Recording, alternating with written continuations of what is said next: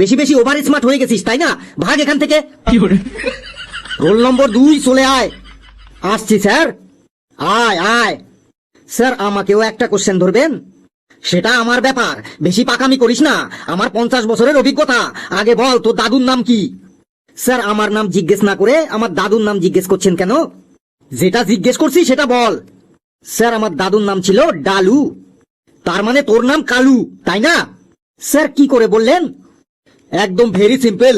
তোর দাদুর নাম যদি ডালু থাকে তাহলে তোর বাবার নাম নিশ্চয়ই আলু, আর আলুর ছেলে তো কালু, তার মানে তোর নাম কালু। সত্যি স্যার আপনি একদম গ্রেট আছেন, মানে মহান আছেন।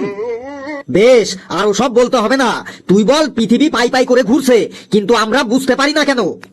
স্যার আমরা নেশা টেশা করি না তাই বুঝতে পারি না।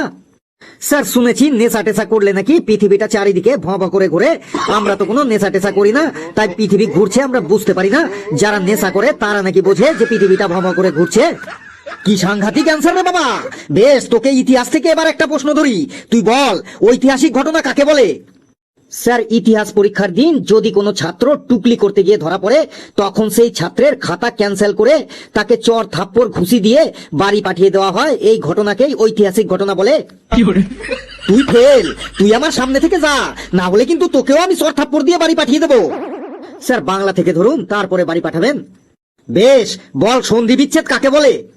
স্যার দুই প্রিয় বন্ধুর মধ্যে যখন টাকা পয়সা নিয়ে গন্ডগোল বাঁধে তখন তারা মারামারি করে একে অপরের থেকে বিচ্ছেদ হয়ে যায়, তাদের মধ্যে মুখ দেখা দেখি পর্যন্ত আর হয় না, তখন তাকে সন্ধি বিচ্ছেদ বলে।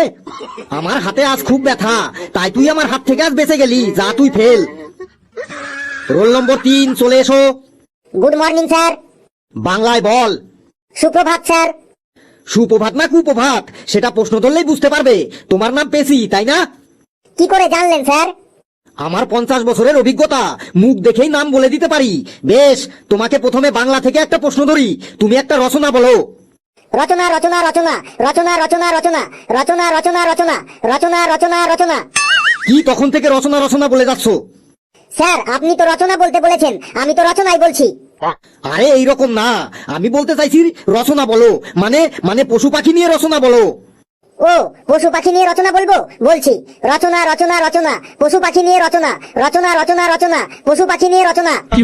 আরে এইরকম না, পশু পাখি, পশু পাখি মানে বনের বিভিন্ন পশু পাখি, যেমন বাঘ, সিংহ, হাতি, গন্ডার, এই সব নিয়ে রচনা বলো।